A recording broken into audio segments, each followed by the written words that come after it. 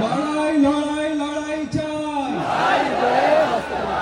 আজকে এই সমাবেত অনুষ্ঠানে আয়োজক বাদুড়িয়া ইমাম মুয়াজ্জিন কমিটির পক্ষ থেকে আমি সকলকে আজকে উপবিষ্ট যারা এখানে জ্ঞানী গুণী বিচক্ষণ ব্যক্তি, সমস্ত মসজিদের ইমাম সাহেবগণ, সমস্ত মুয়াজ্জিন সাহেবগণ, হাফেজে কোরআন, আমাদের সমাজের যুব সম্প্রদায়ের যুবকেরা যারা এসেছো, সকলকে আমি প্রথমেই বলবো, আমরা সকলে জানি যে ওয়াকফ প্রপার্টি ভারতবর্ষের সরকার, যে নরেন্দ্র মোদী সরকার, আমরা বিগত দিনে দেখেছি ৩ তালাক বিল পাস করা থেকে শুরু করে, এনআরসি বিল পাস করা থেকে শুরু করে, লাভ জেহাদ থেকে শুরু করে, যে নরেন্দ্র মোদী সরকার একের পর এক বিল পাস করে আইনে পরিণত করেছে। আজকে আমরা এখনো অনেকে বলছি ওয়াকফ বিল প্রত্যাহার করতে হবে, কিন্তু মনে রাখবেন ওয়াকফ বিল আর বিল নেই, ওয়াকফ আইনে পরিণত হয়ে গিয়েছে। রাতের বেলা ৩টে পর্যন্ত পার্লামেন্ট চালিয়ে ভারতবর্ষের ইতিহাসের কলঙ্ক, রাত ১:৩০টার সময় এই নরেন্দ্র মোদী চায়ওয়ালা সরকার, সে আজকে রাতের বেলা লুকিয়ে মুসলমানদের সম্পদ চুরি করার দায়িত্বে বসে এই বিলের নাম দিয়ে দিয়েছে যে সকলের মুসলমানের জন্য আমি তাদের উন্নয়ন করব, সেই দরদ আমার লেগেছে। আজকে মনে রাখবেন ওয়াকফ সম্পত্তি আমরা যে লড়াই করছি, লড়াইটা কিসের লড়াই?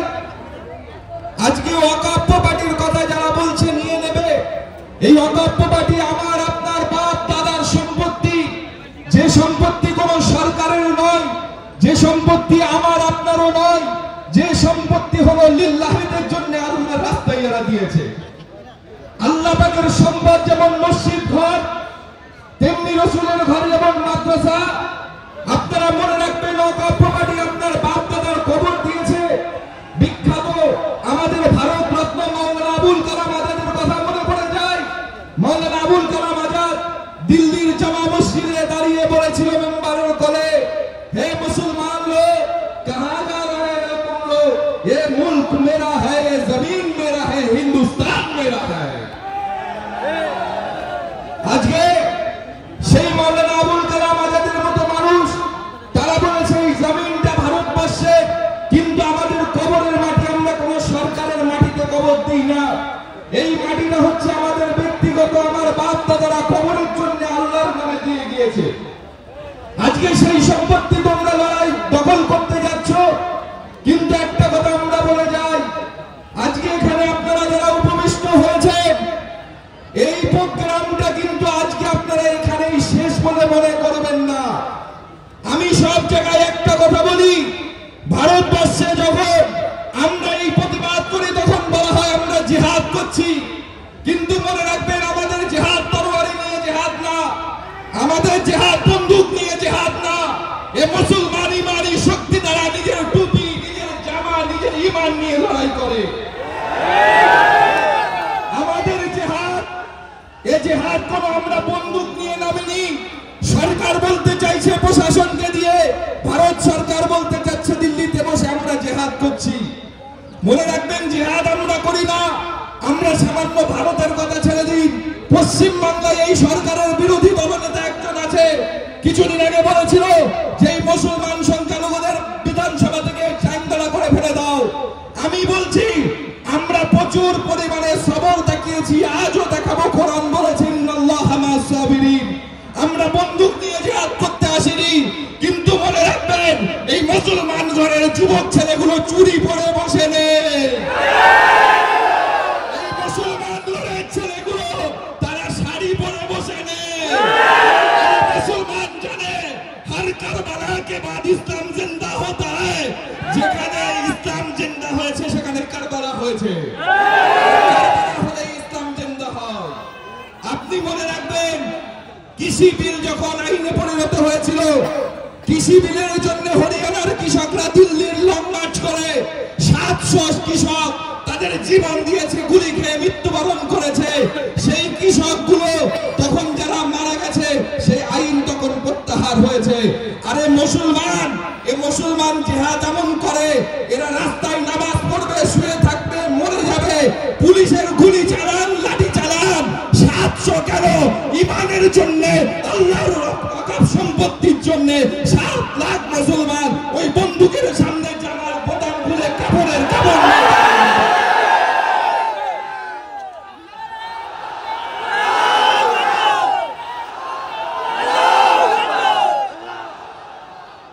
বন্ধুগণ।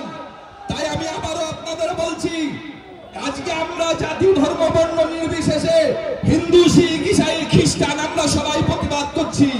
কিন্তু মনে রাখবেন যে হিন্দুগুলো মনে করবে যে আমরা মানবিক দিক থেকে আমাদের জাতি ধর্ম বর্ণ নির্বিশেষে ভারতবর্ষের সম্প্রীতি, ভারতবর্ষের আমাদের যে সম্পর্ক নষ্ট করবে, এদের সঙ্গে আমাদের সম্পর্ক নাই।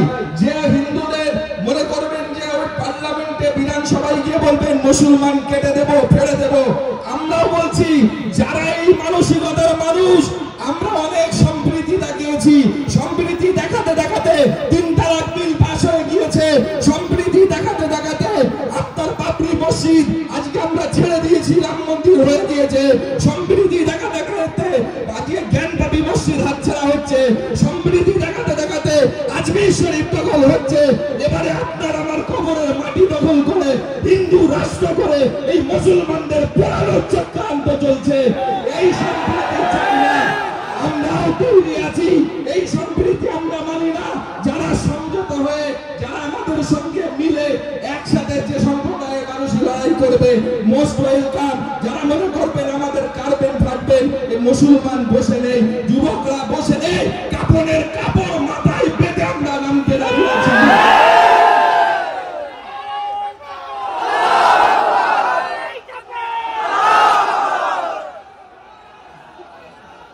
বন্ধুগণ, তাই আমি আপনাদের বলবো, আজকে অল ইন্ডিয়া মুসলিম পার্সোনাল ল বোর্ড সর্বদলীয় বৈঠক করে কলকাতায় তারা ডাক দিয়েছে 26শে ফেব্রুয়ারি ব্রিগেড চলুন, এই সহ এই 7 এপ্রিল ব্রিগেড চলুন শনিবার পড়ছে, ওদিন আপনারা ব্রিগেড চলুন।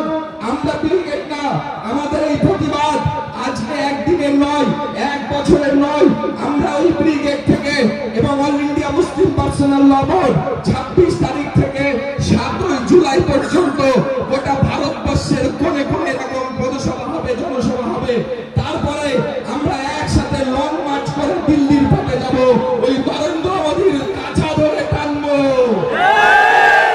আরে চাইওয়ালা, মুসলমানদের সম্পত্তিতে বসে বাহাদুরি দেখাচ্ছ, মুসলমান যদি খেপে যায় তোমার পুলিশের বন্দুক কাজ হবে না, সিনা খুলে 52 ইঞ্চি পালাবে।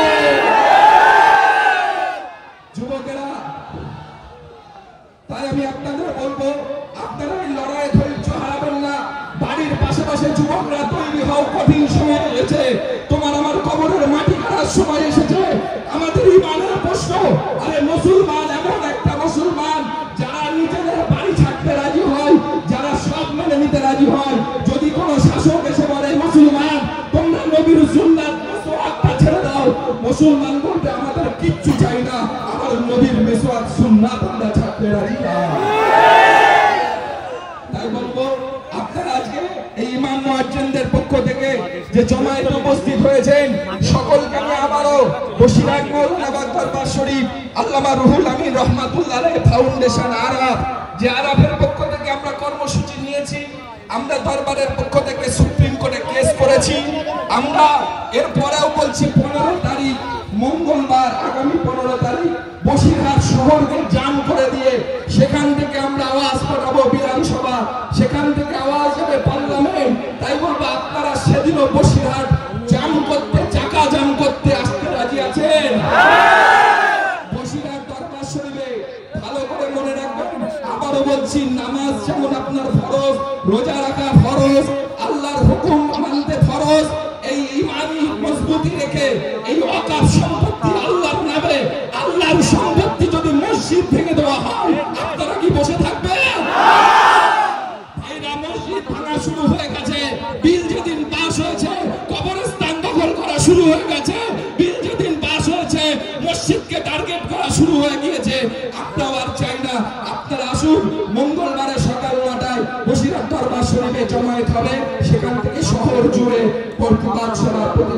মিছিল হবে, সকলে যোগদান করবেন, সকলে একসঙ্গে মিলে আমরা এই লড়াই করব, সকলে একসঙ্গে লড়াই লড়াই লড়াই লড়াই লড়াই চাই, লড়াই লড়াই লড়াই চাই।